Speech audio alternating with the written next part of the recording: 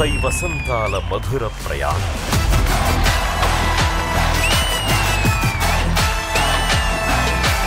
I feel 30 years, it's just the beginning.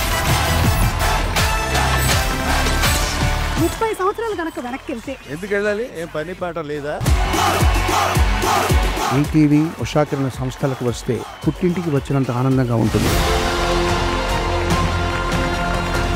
జీవితాంతం పనిచేస్తూనే ఉన్నాడు కాబట్టి ఆయనంతటి ఆస్తికుడు ఇంకొకడు లేడు. It's not a simple thing. Today so many people live on ETV.